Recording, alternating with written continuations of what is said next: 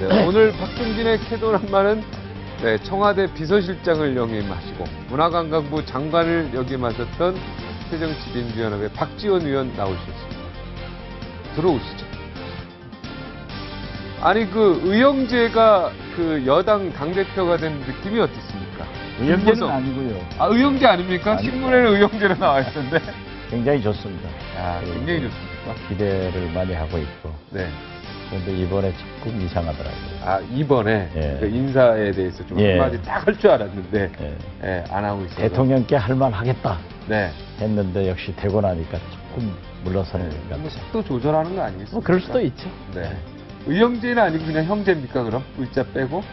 그냥 호영오지 아주. 호영오제, 호영오제. 예. 12월에 이제 당대표 되시면은 호영오제끼리 굉장히 분위기 좋을 것 같아요. 그렇죠. 대한민국 정치계가 확 밝아질 것 같은데. 12월에 전당대회 있나요? 아, 내년 3월 있죠. 3월 전당대회. 네, 3월 전당대회. 네, 그때 당대표 되시면 아직은 몰라요.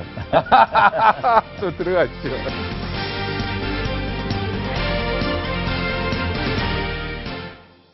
네, 캐도남마 박종진입니다. 네, 즐거운 주말이 이제 오늘부터 시작이 되겠습니다. 그런데 어제 끔찍한 일이 있었죠. 네, 큰일 날 뻔한 일이 어제 있었습니다. 어제 오전에 소방 헬기가 네, 추락하는 그런 사고로 5명의 아까운 인재가 목숨을 잃었습니다. 네, 고인의 명복을 다시 빕니다. 도심 속에서 헬기가 추락했는데요. 자칫 큰 인명피해를 낳을 수 있었던 이 절체절명의 그 순간에 인적이 드문 도로변에 다행히 추락한 헬기는 끝까지 조종간을 놓지 않고 아파트와 학교를 최대한 비켜간 이 조종사의 혈투가 네, 짐작되는 부분입니다. 네, 이 같은 살신성인의 숭고한 희생정신에도 불구하고요. 우리나라에서 소방관들은 근무 조건이 무척 열악합니다. 여러 가지 어려운 대우로 힘겹게 일하고 있는데요. 얼마 전 불거졌던 소방관의 국가직 전환 논란, 그리고 처우 개선이 시급하다는 목소리가 이번 사고로 다시 재점화되고 있습니다. 순직한 소방관 5명 가운데 안타까운 분이 또 한 분 더 있죠. 물론 4명 다 안타깝지만 그 중에 한 분은 결혼을 바로 2달 앞두고 있던 팀의 막내 고 이은교 대원이었는데 순직 전까지 소방관 국가직 전환과 또 낡은 장비 교체를 요구했다고 합니다. 네, 우리 국민들이 위급한 상황에서 가장 먼저 전화벨 누르는 건 어떤 번호입니까? 119 아닙니까? 네, 119 바로 소방 공무원입니다. 끝까지 자신보다 국민들의 안전을 생각하면서 네, 추락한 헬기를 보면서요. 순직한 이들의 명복을 빌면서 안전한 나라에 대한 국가적 책임과 또 국가안전처 위상의 문제를 다시 한번 심각하게 고민해야 할 때가 아닐까 싶습니다.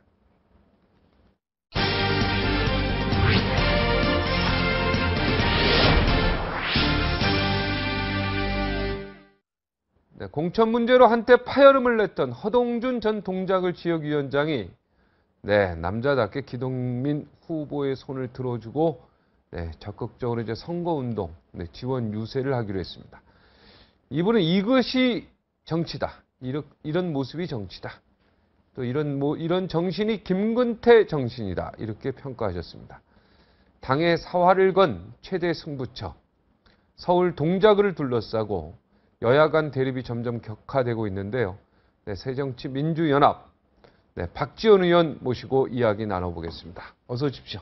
안녕하세요. 네, 여러 가지로 이제 좀 마음이 좀 평안하죠. 오늘도 동작을 갔다 오셨습니까? 예, 아침 7시부터 지금 네, 분위기 성산시장까지 네. 땡볕에 선거운동 열심히 하고 지금 이게 나왔습니다. 기동민 이게 아니라 박지원 막 시장 아줌마가 박지원 그러는 거 아닙니까? 그러면서 기동민 지지합니다. 아, 박지원 하면서 기동민 막 이렇게. 왜냐하면 네. 기동민 후보는 저하고 함께 다닐 경우도 네. 있고 또 다른 일정이 있으면은 저는 다른 분들과 함께 시장, 상가를 다녀야 되기 때문에 네. 제가 박지원이 왔습니다. TV에 나오는 박지원입니다 하면 사람들이 우선 모이잖아요. 그러면 기동민부터 갑니다. 거기서 캐도남만 안 나와요? 안 하던데요? 캐도남만 박지원 안 나와요? 앞으로 그렇게 하겠습니다. 네. 박지원 이러면 기분이 어떻습니까?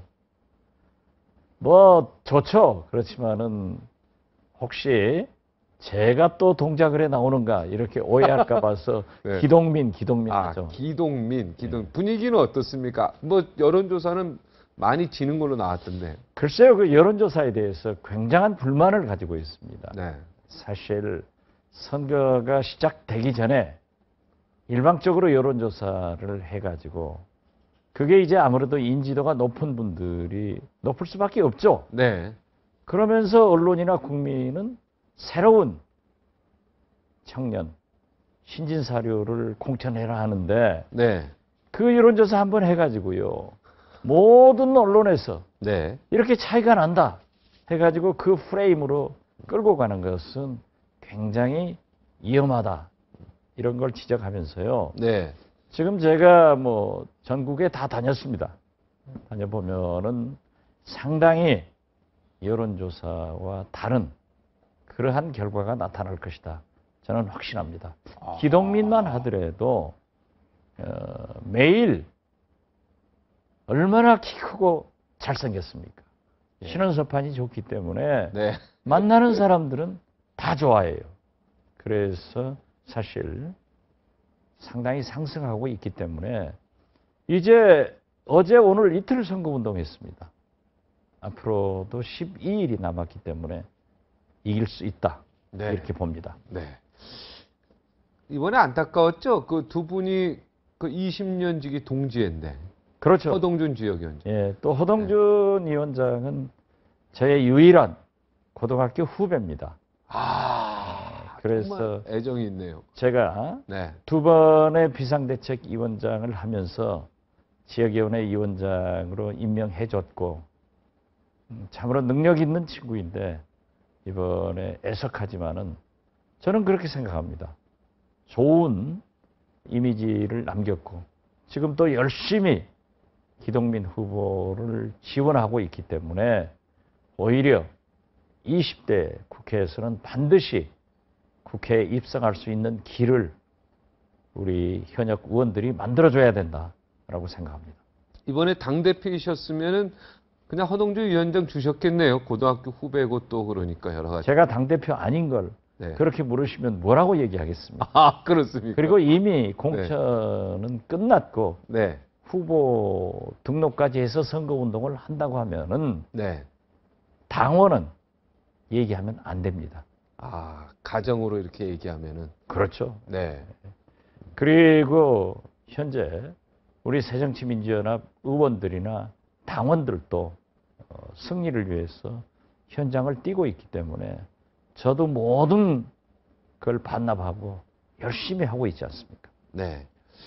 그 안철수 의원이 이런 얘기 했어요. 5석만 이겨도 우리는 이긴 것 이렇게 발언한 거에 대해서 엄살 부리지 마라 이렇게 얘기하셨습니다. 그렇습니다. 제가 안철수 대표가 마음에 안 드시죠, 여러 가지. 아니요. 마음에 들고 안 들고 그것이 네. 문제가 아니라 야당은 이 사기를 먹고 삽니다. 네. 그렇기 때문에 당 대표가 15석 중 5석만 이겨도 좋다라고 하는 것은 굉장히 사기 저하를 시키기 때문에 우리가 여당 새누리당처럼 엄살을 부리지 말고 질 때 지더라도 우리는 이길 수 있다. 이런 확신을 심고 당대표가 앞장서야지 5석밖에 못 이긴다라고 하면은 빤하지 않습니까? 네. 그러면은 과연 비호남 지역의 후보들이 또 당원들이 국민들이 어떻게 되겠습니까? 그래서 새누리당처럼 엄살하지 말고 우리 두 대표가 앞장서고 우리 의원들, 당원들이 현장으로 가서 싸워서 이기자. 그런 좋은 의미로 저는 얘기를 했는데 늘 언론에서는 꼬아서 싸움을 붙이더라고요. 그러나 싸움하지 않았습니다. 그렇습니까? 근데 제가 우리 박지원 비서실장 때부터 많이 제가 취재원으로 모셨지만은 워낙 이 미래에 대한 그 예견이라는 게 워낙 뛰어나고요. 정치적 촉감이 굉장히 좋다고 모든 기자들이 인정을 하고 있는데, 자, 이번 15석 중에 몇 대 매수로 보십니까? 그건 지금 얘기하면은 아, 그게 안 있잖아요. 좋고 네, 저는 최소한 우리가 바람직하기는 네, 15석 중 두 자리 숫자를 이겨야 네, 박근혜 대통령과 새누리당에 대해서 과반수를 허무는 네, 그런 좋은 쾌거를 이룰 수 있는 기회였는데 네. 입에 이제 최소한 8석은 이겨야 된다 이렇게 보고 있습니다. 이번에 10석 얻을 수 있었던 거 아시고 계셨죠? 저는 네. 10석 이상 얻을 것이다. 이렇게 예상했다가 조금 축소했어요. 네. 그러니까 포장마차에서 요즘에 이렇게 대하면 새정치민주연합 바보 같다 그래요. 바보 같다고. 분위기상 이번에 완승할 수 있었는데 뭔지 모르게 이거 엉망이 됐다. 이렇게 그냥 그건 제 얘기가 아니고 농담이 아니라 진짜 그 민의의 내 얘기를 전해드리는 거예요 지금. 뭔가가 잘못됐다. 잘 알고 있습니다. 알고 있죠 이 예, 얘기. 그런데 참 이상해요. 예를 들면은 박근혜 대통령이 두 분의 총리를 임명했다가 낙마되고 김명수, 정성근 두 장관들 잘못해서 낙마했는데 박근혜 대통령 지지도가 올라가요. 인사를 잘못했으면 국민들이 평가를 해야 되거든요. 인사 잘못한 대통령에게 책임을 물어야 될 건데 우리 새정치민주연합이 강하게 요구해서 낙마가 됐는데 낙마 받아줬다고 인기가 올라가는 걸 보면은 원망스러울 때가 있습니다. 인사를 처음 잘못했으면은 처음 이렇게 확 떨어질 텐데 계속 많이 잘못을 했기 때문에 이제 국민들이 별로 거기에 대해서 그렇게 큰 영향을 못 미치는 것 같고요. 물론 그런 점도 그런 있겠지만 점도 좀 있는 것 같아요. 예. 무뎌졌죠. 이제 그 이 부분에 박근혜 인사 부분에 대해서 무뎌졌어요. 예. 대통령은 좀 그런 의미에서 복을 타고나신 분 같아요. 예. 박근혜 대통령 복을 타고났다. 예, 기본적으로 네. 지지 세력이 있기 때문에 이게 공고히 소가 밟아도 네. 깨지지 않고 뭉쳐 있더라고요. 네. 그래서 우리도 억울한 점이 있지만은 또 우리라고 잘한 게 없으니까 네. 당해야죠. 그 이번에 공천만 좀 제대로 깔끔하게 경선 딱 붙이고 글쎄. 동작을 경선 붙이고 광산을 딱 붙이고 공천은 분위기 좋게 갔어요. 공천은 이미 물 끝났기 건너갔다. 때문에 등록돼 있는데 자꾸 네. 박종진 앵커가 잘못됐다라고 하면은 제가 그 말 하면은 안타까워. 분란을 또 분위기 그렇게 타가지고 싸움 붙이지 말라니까요. 아니 분위기 타가지고 쫙 가는 분위기였는데 뭔가가 어디서 고춧가루인지 뭔가가 잘못돼가지고 민의들이 그렇게 얘기한다 이 말이에요. 아시잖아요 다. 뭐 그렇게까지 얘기는 하지 네. 않고 네. 박종진 앵커 마음속에 그런 게 저 그런 있겠죠. 거? 저는 아닙니다. 그래서 저는 없습니다. 딱 그런다고 하면 안타까움을 제가 네. 금치 못합니다. 예. 그렇게 네. 새정치민주연합을 생각한다고 하면은 네. 2번을 찍으세요. 제가 독자를 안 샀. 아니 알겠습니다. 아는 분들한테 예, 아는 분들한테 예. 전화해서 안타까우니까. 예, 방송하면서 예. 슬쩍 한번 사고 예. 치면 좋죠. 기동민 씨 다음 주에 나오니까 예. 예, 인터뷰하고 결정을 하도록 하겠습니다. 예. 기동민 씨만 불러야지 또 상대당 후보도 부르면 안 되죠. 네, 일단은 섭외 완료된 건 기동민 씨 섭외 완료됐습니다. 다른 분들은 아직 감사합니다. 섭외가 안 돼. 자, 세월호 특별법 있잖아요. 예. 세월호 특별법 거기 이제 수사권 주는 거예요. 이거 예. 논란이지 않습니까 지금? 예. 저는 우리 그 비서실장도 하셨고 장관도 하셨고 정권의 그 아주 모든 법률라든가 국회의원도 지금 많이 하셨고 세 번째 아닙니까? 보면은 대한민국 이렇게 위원회에 수사권을 준 적이 없었다. 물론 반민특위 아주 특별한 경우 그때는 해방 바로 이후에 있었던 일이고요. 이제 법치국가로서 뭔가 여기 헌법이라든가 여러 가지 그 법의 문제도 뭔가 있고 법의 안정성이라는 문제도 있고 장기적으로 볼 때 자 우리 여러 가지 관에도 계셨고 뭐 총체적으로 좀 이렇게 큰 그림에서 봤을 때 수사권 주는 문제를 어떻게 보십니까? 좀 장기적인 입장에서 이렇게 막 당리당략 얘기하지 마시고 신중하게 얘기하셔도 됩니다. 우선요. 예. 수사권을 주자고 하는 것은 법률가 집단인 대한변호사협회, 대한변협에서도 수사권을 주는 게 좋다라고 지지를 하고 있습니다. 네. 그래서 일반적으로 보면은 민간인한테 수사권을 주자는 게 아니에요. 그 진상조사위원회는 상당한 전문가들로부터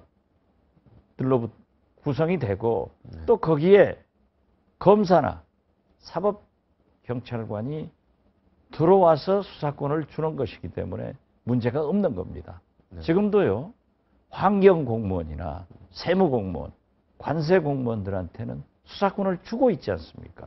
예. 그래서 그러한 것을 가지고 논한다는 것은 문제가 있습니다. 더욱이 네.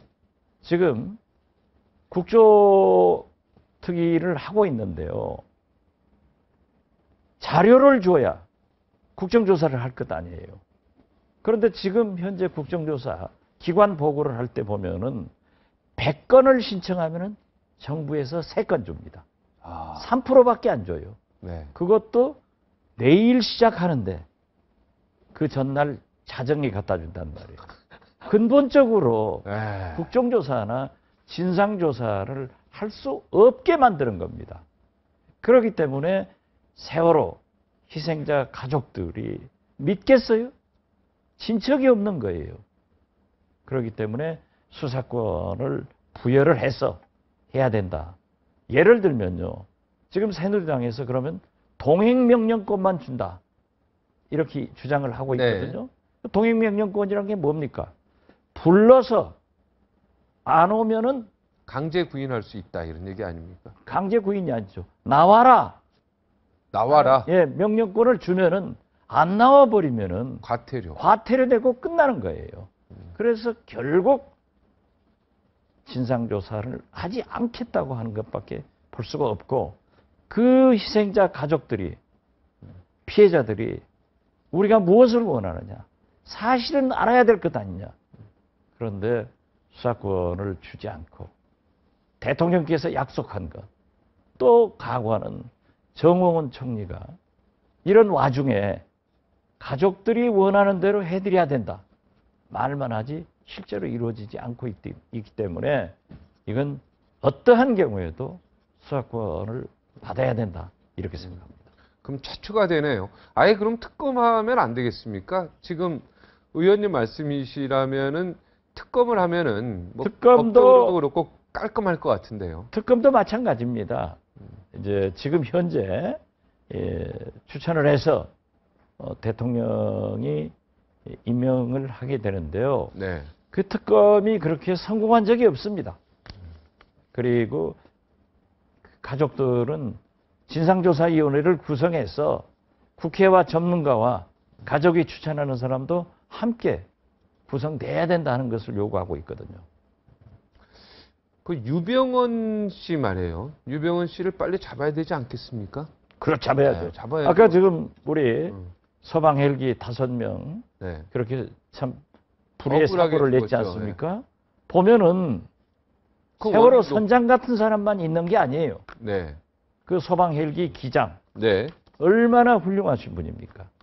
그런데 그분들도 마지막으로 가장 원하는 것은 세월호 때문에 소방방재청 해체해버리겠다.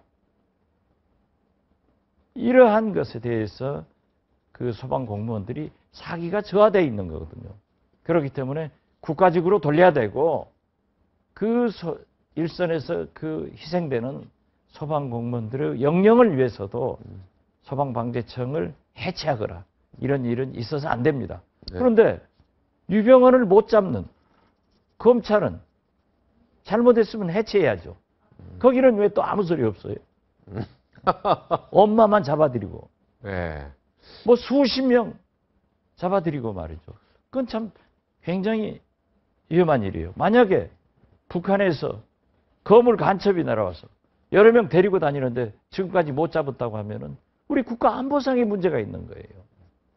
그래서 저는 왜 대한민국 검찰이 유병헌을 못 잡고 있는가 의심스럽습니다.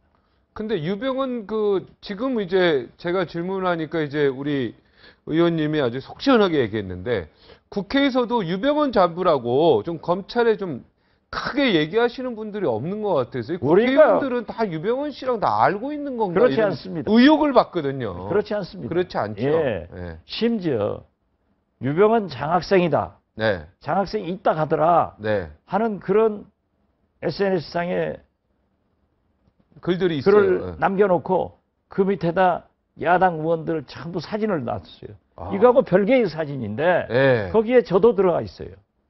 아. 그럼 유병은 구원파 한 사람도 잘 모릅니다. 네. 유병은 씨는 오히려 더 모르고. 새누리당에서 공천한 모 후보 예? 아버님과 예. 구원파 핵심 간부와 굉장히 가깝다는 그런 보도를 보았습니다마는 아. 이게요 있을 수 없는 겁니다. 그리고 우리가 법사위에서 또는 국회 대정부 질문에서 법무부 장관에게 총리에게 많이 추궁을 했습니다. 그렇지만 그러한 것은 방송에 생중계가 안 되고 또 언론에 보도가 되지 않기 때문에 마치 국회에서 유병헌을 싸고 도는 것 같은데요. 저는 그러한 사람 한 사람도 못 봤습니다. 아. 그리고 저 유병헌 씨가요. 그 군사정부 때부터 그 굉장히 높으신 분들하고 자주 만나고 네, 로비도 많이 한 모양인데 그 DJ 정부 때는 우리 실장님은 전혀 모르셨던 분이죠. 전혀 몰랐고 그분이 우리하고 그렇게 할 분이 아니죠. 네. 그분은 권력의 흐름을 알고 있고 네. 더욱이 대구 출신이기 때문에 가까우면 누구하고 가깝겠습니까? 아. 이쪽은 우리하고는 쳐다보도 안 봤다. 우리 예. 보지도 않았죠. 예. 원래 그러한 빨리 일을 잡아야 하는 사람들은 되는데요. 네. 그 흐름을 잘 알거든요. 저분 때문에 지금 너무 고생하는 분들도 많고, 그죠? 그렇죠. 마음도 아파요. 물론 검찰도 엄청나게 고생을 많이 하고 있고 네. 심지어 네. 유병헌을 잡으려고요. 군인까지 동원을 해도 이 군인을 동원하는 것 잘못됐다고. 잘못됐죠. 하던데, 법적으로 잘못됐다고. 그렇지만은 우리 새정치민주연합에서도 그것을 지적하지 않았습니다. 네. 왜냐하면 꼭 잡아야 되기 때문에. 네. 만약에 우리가 군 동원은 계엄령도 아닌데 왜 동원했느냐라고 네. 했으면 진짜 언론에서 국민들도 상당한 오해를 했을 거예요. 자, 저랑 저희 아까 CF 나갈 때 또 서로 이야기를 나눈 얘기지만 야권 연대에 대해서는 어떤 입장이십니까? 글쎄요, 지금 현재 야당은 운명적으로 연합연대를 하지 않으면 승리하기 어렵습니다. 네, 그런 것 같아요, 지금. 그런데 이번 재보궐선거에는 어떻게 당대당 이러한 것으로 못하고 있는데요. 사실 동작을에서 출마한 노회찬 후보나 수원, 영통에서 출마한 천호선 후보가 다 좋으신 분들이죠. 네. 그러나 심상정 대표께서는 정의당과 우리 새정치민주연합이 당대당 연합하자 이런 제안을 했습니다마는 아직까지 당에서 그러한 결정을 못하고 있는 것 같습니다. 그렇지만은 저는 곧 여론조사를 해서 이길 수 있는 후보가 각 언론에서 하고 있지 않습니까? 네. 그러면 지금도 맨 처음에 한 여론조사도 우리 새정치민주연합의 후보가 더 앞서 있다고 하면은 이길 수 있는 방법으로 해주는 것이 좋다. 당대당이 안 된다고 하면은 언론기관에서 하는 여론조사를 충분히 참작해서 그 후보들이 결단해 주는 것이 승리의 길이다 이렇게 봅니다. 네. 정의당하고는 노회찬 씨나 심상정 씨나 천호선 씨나 굉장히 사실 국민들로부터 존경받는 사람들이기 때문에 언젠가는 정의당하고 새정치민주연합하고 합당을 해도 국민들이 박수를 많이 치는 사람이 더 많을 것 같다는 생각이 듭니다. 긍정적으로 검토해 볼 필요가 있지 않습니까? 아직까지 그러한 것은 검토가 되지 않고요. 개인적으로 어떻게 생각하세요? 그분들은 조금 더 진보적이기 때문에 네. 그러한 가치를 존중하는 그대로 가시는 것도 좋고요. 그러나 선거는 최소한 통합 진보당과는 하지 못하죠. 네. 그러나 정의당과는 연합연대 아. 단일 후보를 내세우는 것이 바람직하다. 이렇게 생각합니다. 통합진보당하고는 안 되고 그렇죠. 정의당하고는 할 수 있다. 예, 만약에 심상정 의원 선거구에 다음 총선에 네. 우리 새정치민주연합에서 출마를 한다고 하면은 과연 심상정 의원이 당선될 수 있을까 하는 것은 굉장히 위험스러운 일입니다. 네. 그렇기 때문에 사실 노회찬, 천호선 그런 분들에게도 우리가 단일화를 해줬지 않습니까? 네, 해줬죠. 그런데 그분들이 실패한 거예요. 네. 저도 천호선 후보를 위해서 은평이 가서 열심히 아슬아슬했습니다. 지원 유세를 했습니다. 네, 아슬아슬했죠. 네. 자, 뭐 호영호재 분이 이제 새누리당의 당 대표가 됐는데 이제 내년 3월에 이제 당 대표 되시면 이제 호영호재끼리 이제 대한민국의 정치를 이제 다 하실 것 같은데요. 소통도 잘 될 것 같고 또 술은 잘 이제는 못 하시지만 옛날에 했던 또 저기도 있고 그러니까 또 소주 한잔 하면서 대화도 두 분 잘 하실 것 같은데 전당대회가 내년 3월에 있는 거예요? 또 제가 대표 되는 겁니까? 뭐 거의 그건 뭐 아직 그런 모르는 분위기 거고. 아니겠습니까? 그런 분위기 한번 만들어 주시고 아니 김무상 담배 대표 된 거에 대해서 그래도 동생 잘 되니까 좋죠. 기분이 좋죠. 물론 서청원 대표하고도 막역한 관계이기 때문에 네, 저는 김무성 대표나 서청원 전 대표가 두 분 중에 네, 한 분이 대표가 되더라도 정치를 오래 했고 또 저 개인적으로도 막역하고 굉장히 그 소통을 야당과 잘할 것이다 라고 기대를 했는데 이제 김무성 대표가 확정됐으니까 잘 하시리라고 봅니다. 네. 서청원 대표는 총리하셔도 잘하실 것 같아요. 그렇죠. 네, 느낌이. 예, 그렇습니다. 국회에서도 그렇게 얘기했죠. 예. 야당에서. 저도 한번 그 서청원 대표에게 네, 당대표 나가지 말고 네, 총리하시오. 총리를 하셔. 네. 그랬더니 청문회 걱정해서 제가 책임지고 통과시켜 줄 것이다. 그럴 수 있습니다. 네. 문광부 장관 하셨는데 문광부 장관 후보들이 계속 난무하니까 속 타시죠? 이번 낙마한 사람은 자격도 없는 분이니까 잘 됐고 네. 그 윤인용 네. 장관을 면직 처리해서 네. 오늘 또 제가 SNS에 글을 남겼습니다마는 네. 그 유진용 장관이요 세월호 참사 이후 국무회의 석상에서 내각 총사퇴를 하는 것이 옳다라는 아, 발언을 했다가 네. 박근혜 대통령에게 레이저를 받았다. 그렇다 아, 이런 보도가 있고요. 네. 또 최근에 청와대와 인사 문제로 문제가 있었다라고 네. 하는 보도를 보고 아쉬웠습니다. 네. 저도 유진영 그거 전 네. 장관은 제가 문화부 장관을 하면서 가서 공보관으로 픽업을 했어요. 아, 그래가지고 그 공보관 때 네. 제가 김대중 대통령에 대한 그 일을 시켰어요. 네. 이쪽으로 좀 홍보를 해보자 네. 라고 했더니 둘이 앉아서 얘기하는데 네. 장관실에 들어와서 그 유진용 공보관이 당신은 공보관이죠. 장관님 이것은 문화관광부 일이 아닙니다. 아, 그리고 저는 할 수가 없습니다. 아, 그래서 순간적으로 이건 내가 잘못했다 해서 네. 그래 공보관 말이 맞아 내가 틀렸다 네. 라고 그렇게 잘하시는 분이에요. 네. 노무현 정부에서도 차관을 하면서 그래서 잘렸죠. 네. 잘렸죠. 네. 그 인사를 얘기하니까 네. 안 된다. 부탁하니까 안 된다. 그러니까 청와대에서 배째람 날이냐 네. 하고 붙었어요. 네. 그래가지고 저희 집으로 왔더라고요. 네. 그 차관 하면서도 그렇게 와. 저하고 가까웠어요. 네. 와서 제가 그 이상 하지 말고 사표를 내는 게 좋겠다 해서 사표를 냈어요. 네. 그런데 이번에 그 박근혜 면접 정부에서 홍보수석을 들어와라 하는 네. 보도가 있더라고요. 네. 그래서 나중에 만나서 물어봤더니 홍보수석은 자기가 맡을 자리가 아니다 네. 해서 거절했다는 거예요. 아, 그런데 문화부 장관으로 갔는데 이렇게 잔인하게 소신 장관은 면직시키고 예스 장관은 자꾸 하려고 하면은 과연 박근혜 정부가 성공할까? 또 인사를 잘못하고 있다. 저는 지적합니다. 장관을 오래 하려면 예스 장관을 해야 된다. 그런 얘기시죠? 그러면은 자기는 좋을지 모르지만은 네. 대통령과 국가가 되겠습니까? 네. 그래도 김무성 대표처럼 대통령께 할 말은 하겠다. 네. 이런 소신을 가지고 있어야 되고 네. 장관은 국무위원이기 때문에 잘리더라도 소신 있는 장관이 돼야 된다. 그렇습니다. 네. 알겠습니다. 그것이 여기까지. 박근혜 그것이 대통령한테 네. 아쉽습니다. 여기까지 하겠습니다. 고맙습니다.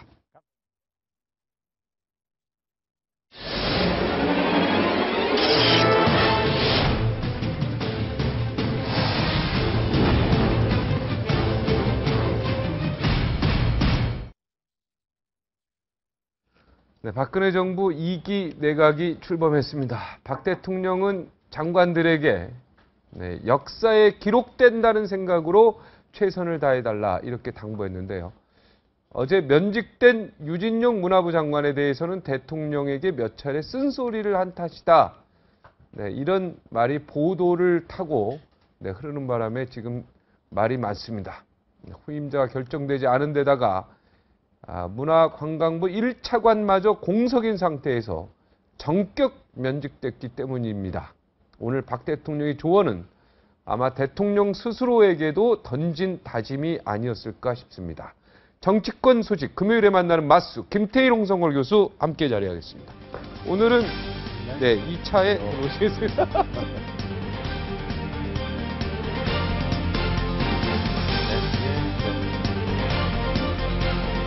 자, 유진룡 장관 이거 면직된 거 뭐 쓴소리 했다 뭐 이런 얘기했는데 어떻게 보십니까? 우리 박지원 대표 굉장히 좀 흥분하시고 하셨는데요. 사실은 정권이 잘 되려면요, 내부적으로 쓴소리 하는 분이 있어야 합니다.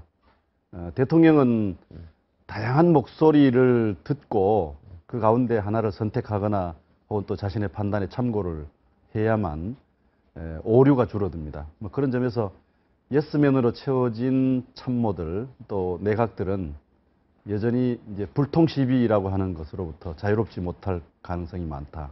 뭐 그런 점에서 우려가 됩니다. 적어도 유진룡 장관의 퇴진이 현재 보도되는 대로 뭐 그러한 것들이 이유라고 한다면 그런 염려가 들 수밖에 없는 것이죠. 법적으로 그러니까 오늘 면직을 하든 재임명을 하든 그 사표를 거부하고 재임명을 하든 오늘 결정되는 날이었나 봐요. 그러니까 네.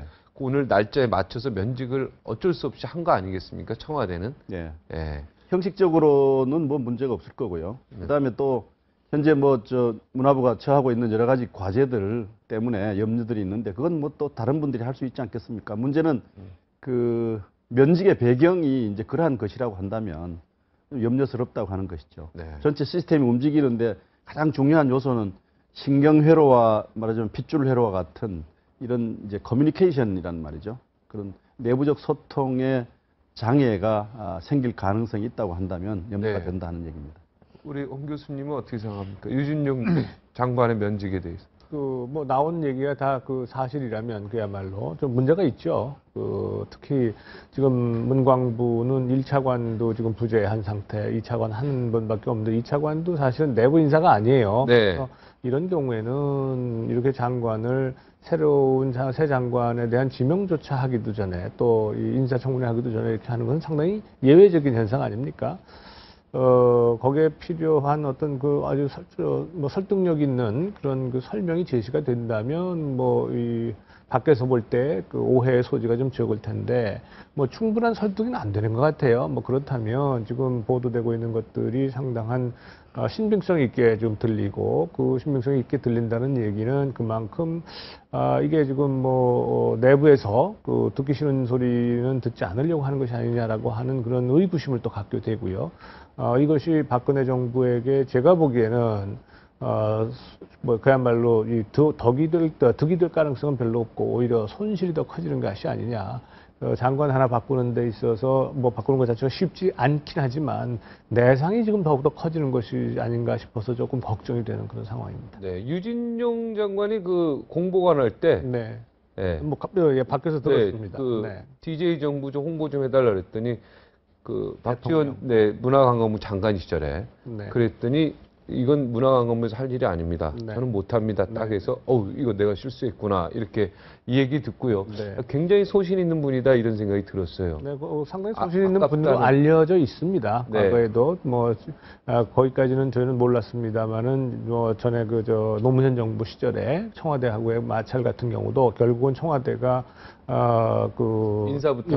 인사를 말하면 청탁을 한 건 아니겠어요? 네. 그것도 그 자리에 맞는 능력 있는 사람의 인사가 아니라 대선 과정에서의 공이 있는 사람을 이제 인사청탁을 했는데 거기에 대해서 이런 지하에 이건 안 됩니다라고 거절한 경우 많지 않은 그야말로 대쪽 같은 관료의 성격을 가지고 있는 분인 것만은 분명합니다. 네, 대통령이 장관 대면 보고를 좀 받아달라 이렇게 2기 내각에서 요청을 했다는데요. 원래 제가 알기로 DJ 때나 노무현 대통령 때는 시간을 정해서요. 장관 대면 보고를 일주일 만에 돌아가면서 받은 걸로 저는 분명히 기억하거든요. 사실 이걸 안 했다는 게 난 좀 이해가 안 가는데. 저는 언론을 통해서 네. 간접적으로 듣긴 했습니다. 네. 박근혜 대통령께서 서면 보고를 좋아하고 서면 보고를 보고 여러 가지 뭐 판단을 하고 국정을 이해한다는 얘기가 들렸습니다. 들렸는데 사실은 한계가 있죠.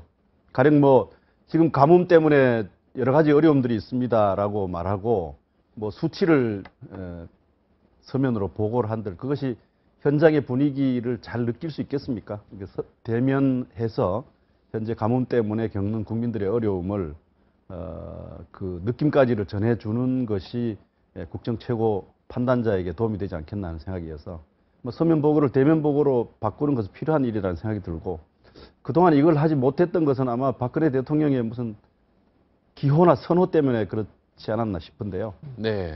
훨씬 더 많은 그 소통 또 실질적인 소통을 위해서는 박 대통령이 대면 보고도 받아야 되고 차제에 국가 전반에 어떤 일어나고 있는 여러 가지 상황들을 다양한 채널을 통해서 정보를 습득하는 것이 최고 지도자로서는 굉장히 중요합니다. 그러니까 국정원 정보뿐만 아니라 경찰의 정보, 검찰 정보 그리고 그것 외에 대통령 본인이 가지고 있는 개별적인 인적 네트워크. 인적 네트워크를 통해서 이제 전화를 해서 요즘 어떻게 민심이 어떠냐 뭐 등등 것들을 듣는 것이 대단히 중요합니다. 그런데 아마 들리는 얘기는 이게 사실인지 모르겠습니다만은 박 대통령은 그런 점에서 조금 소홀하고 아쉬운 점이 있다.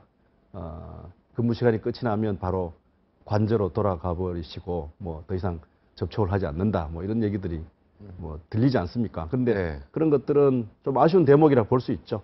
다양한 정보를 좀 국민의 숨소리까지 혹은 느낌까지 이런 것들을 함께 나누는 이른바 이제 공감의 능력이라고 우리가 말하는 것들 그런 것들이죠. 네. 폭탄주가 몸에는 나빠도 뭐 막걸리 샷이라도 이렇게 좀 하면서 조금요. 네. MB 때는 그걸 했지 않습니까? 네, 막걸리 MB 때도 파티 많이 하고 했고요. 그랬는데. 또 뭐 DJ도 그렇게 했고요. 네. 그다음에 YS 대통령도 뭐 했죠. 과거에 다니던 봉이 설렁탕 집에 뭐 전화해서 네. 저 네. 아줌마 요즘 소주 어떠냐고 한잔하고, 얘기하고 예. 저녁에 가끔씩 또 암행도 네. 할 수도 있는 거고요. 좀 그런 것도 좀 필요하지 않은가라는 생각이 좀 드는데요. 예, 소위 말해서 이제 요즘에 리더십 중에 그 기관장이든 뭐든 리더십 우리가 얘기하잖아요. 그럴 때 가장 강조되는 것 중에 하나가 이제 스킨십이라고 하는 겁니다. 그러니까 네. 서로 이제 가깝게 이제 그 직원들이나 임직원들하고 서로 가깝게 지내는 거죠. 근데 그것이 무슨 그냥 개인적으로만 가까운 것이 아니라 이렇게 늘 그 동료처럼 이렇게 해서 뭐 항상 무슨 뭐 예를 들어서 특정 요일을 정해놓고 만나는 거 뭐 치킨하고 뭐 치맥데이 뭐 이런 것도 하고 그래요. 많은 경우에. 근데 이제 대통령이 우리나라는 사실은 과거에 대면 보고가 그렇게 일반적인 것은 아니었습니다. 지금 아까 김대중 정부 말씀 잠깐 하셨는데 제가 들은 얘기 중에 하나가 전에 안병영 장관이 이제 행정학계에서 이제 교육부 장관을 한 1년 반 정도 네, 했죠. 하셨어요. 그 중에 대통령을 따로 만나서 교육부 문제로 따로 보고를 드린 것이 1년 반 중에 3차례밖에 없었다는 거예요. 그러니까 일반적으로 볼 때는 장관들이 대면 보고를 하는 것은 그렇게 쉽지 않은 일이다라고 하는 것이고, 다만 노무현 정부는 완전히 달랐어요. 대통령의 성격 자체도 그래가지고 뭐 일주일에도 수도 없이 여러 번 만난 사람도 있으니까, 그래서 그건 좀 예외적인 경우고요. 다만 이제 박근혜 대통령의 경우에는 이제 여성이라는 특징도 있고, 그 다음에 아무래도 이 일반적으로 그 시간에 대해서 우리가 물어볼 때 대통령이 전에도 그러셨잖아요. 기자회견하면서 밤에는 보고서 읽는다. 가지고 들어가서. 근데 그런 건데, 저는 이거는 조금 좀 바꾸실 필요가 있다고 저도 생각을 합니다. 대통령의 시간은요, 24시간이 그야말로 대한민국의 담보된 상황이라고 봐야 되는 거거든요. 더군다나 대통령께서는 결혼도 안 하셨잖아요. 대한민국과 결혼하신 분 아니겠어요? 그러니까 대한민국을 어떻게 하면 잘 꾸려나갈 것인가를 이제 고민을 해야 되는데, 그것을 혼자 고민하시는 거 하고, 과거에 예를 들어서 조선시대 때 왕들이 이제 민정시찰, 미행을 나갑니다. 밤에. 저기만 데리고, 한두 명만 데리고 나가는 거. 민심을 직접 몸을 통해서 체험하는 거거든요. 그래서 누구의 중간에 어떤 그런 걸 거치지 않고, 중간을 거치지 않고 직접 민심을 파악하는 것, 이런 것이 굉장히 중요한 것인데, 과거에 그 박정희 대통령께서도 그런 걸 가끔 하셨다고 전두환 얘기를 대통령이 들었어요. 가장 많이 하셨대요. 예, 그래서 많이 하셨다는 얘기를 들었는데, 그래서 저는 지금 대통령께서는 그런 것이 좀 필요하다. 그리고 말씀하신 것처럼 대면 보고와 서면 보고는 완전히 차이가 있죠. 그러니까 서면 보고를 통해서 보다가 좀 의문 나는 거나 분명히 해야 할 일이 있으면 담당자에게 직접 전화를 하셔서 이제 물어본다. 이런 얘기도 많이 하는데, 그거하고 지금 제가 말씀드린 이러한 스킨십하고는 얘기가 좀 다르다. 그래서 저는 보다 현장 중심의 시장이든 어디든, 박 대통령이 뭐 잘 하세요. 사실은 안 하는 건 아닌데, 다만 네. 지금보다 훨씬 더 빈도도 높고 강도도 더 강하게 실제로 민심을 파악할 수 있는 그런 것을 좀 하셔야 되겠다. 저녁에도 늘 뭐 외부에 저기 한 사람들도, 전문가도 좀 만나시고, 쓴소리 하는 사람들도 좀 만나시고, 야권 인사들하고도 직접 만나고, 이런 것들이 저는 필요하다고 봅니다. 근데 이제 대통령 앞에서 쓴소리 하기가 쉽지 않다 그래요.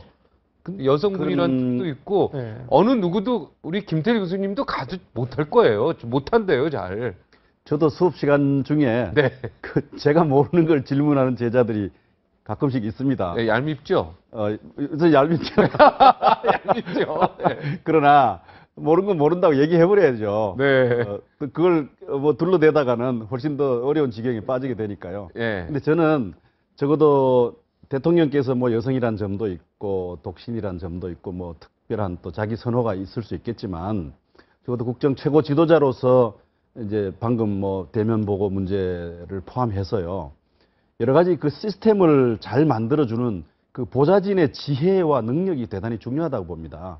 그런 점에서 김기춘 비서실장이 뭐 능력이 있는 분이라고 아마 박 대통령이 거기 데려다 놓았는데, 능력은 있죠. 예. 본인이 능력이 있다고 정말 확인해 주려면 네. 방금 이런 문제도 해결하고 박근혜 대통령을 설득할 수 있는 사람은 비서실장밖에 없지 네, 않습니까? 그렇죠. 그러니까 쓴소리 있는 사람도 대화의 기회를 만들고 그것을 잘 받아들이도록 대통령께 진언하고 뭐 이런 것들입니다. 전 특별히 또 정부의 다양한 채널도 필요하지만, 또 하나는 박근혜 대통령의 어떤 그 감정 관리라고 할까, 정서 관리 문제가 굉장히 중요합니다.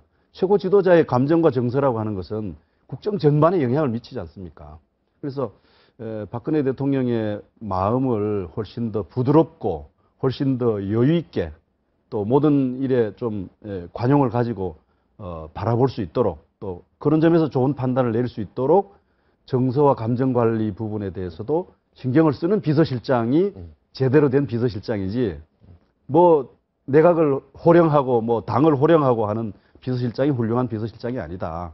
현재 박 대통령이 다양한 정보 채널을 갖지 못하고 쓴소리를 잘 들을 기회가 없다라든지, 뭐 서면 보고만 좋아한다든지, 또 외부 세계와 그렇게 원활한 소통을 하지 않는다든지 하는 것들은 비서실장의 책임이라고 생각합니다. 아, 저는 박근혜 대통령이 그런 걸 원한다 하더라도 박 대통령의 몸과 생각은 자신의 것이 아니지 않습니까? 대한민국 이 나라의 것이란 말이죠.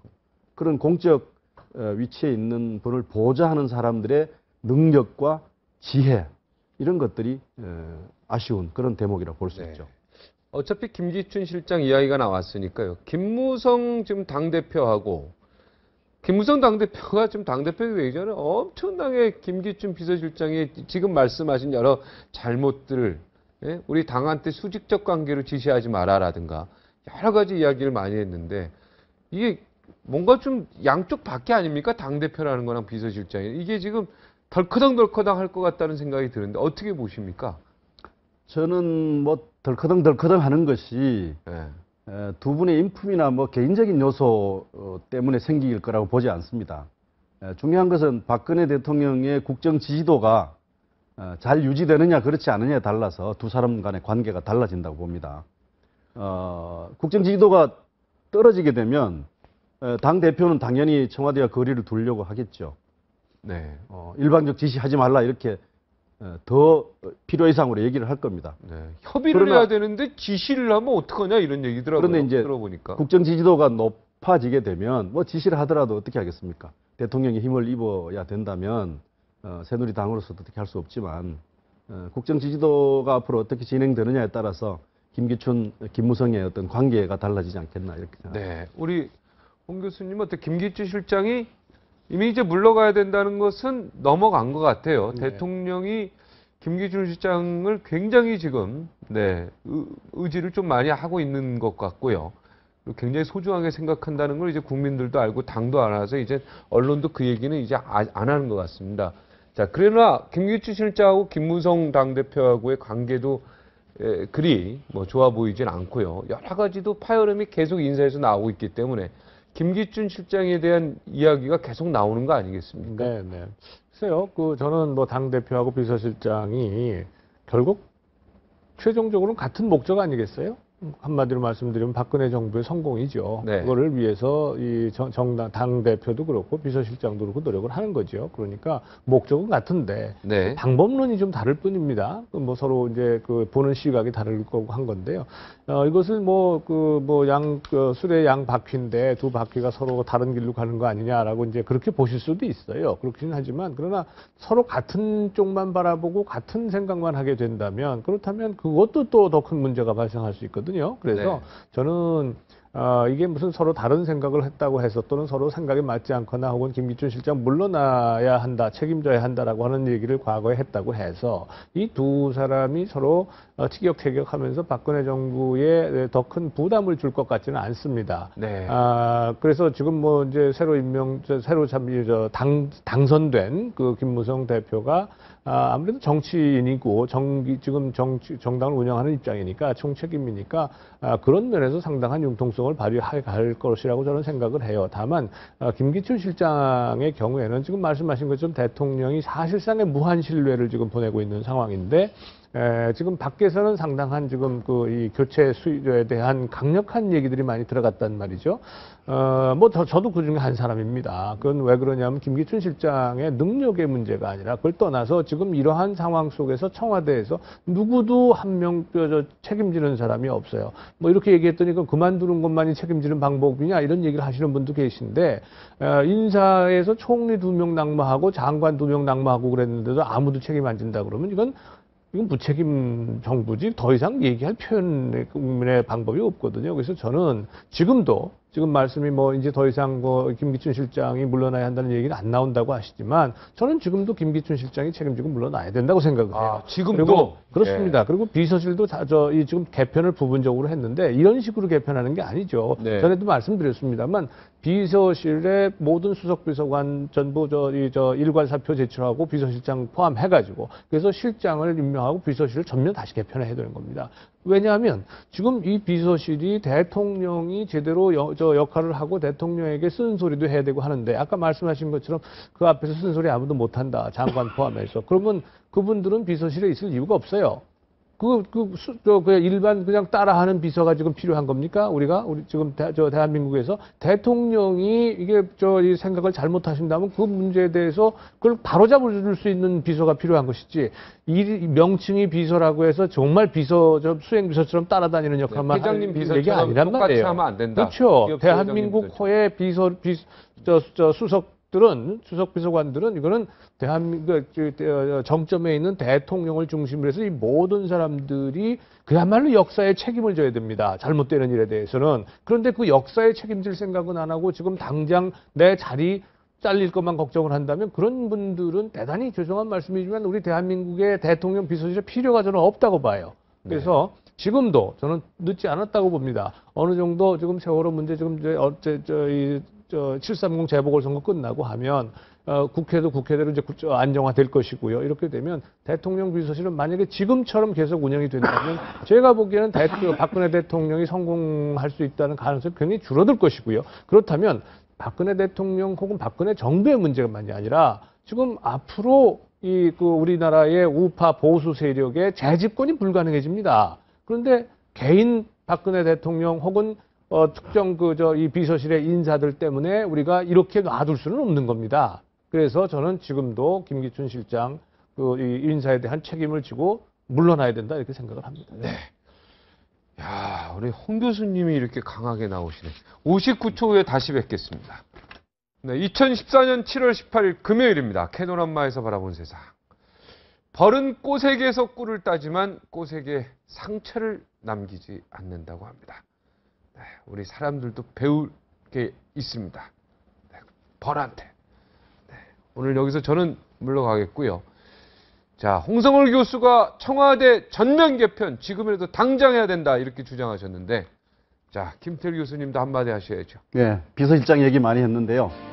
훌륭한 참모는 자신이 모시는 그 최고 지도자가 쓴소리를 수용할 수 있도록 설득할 수 있는 능력까지를 갖춰야 됩니다. 두 번째는 어렵네요. 예. 두 번째는 정서와 감정 관리까지도 참모들의 책임입니다. 비서실장의 책임이 막중한 까닭은 바로 그것입니다. 정서와 대통령의 감정 관리까지도 비서들이 책임져야 된다. 그렇습니다. 아, 이게 비서가 힘드네요.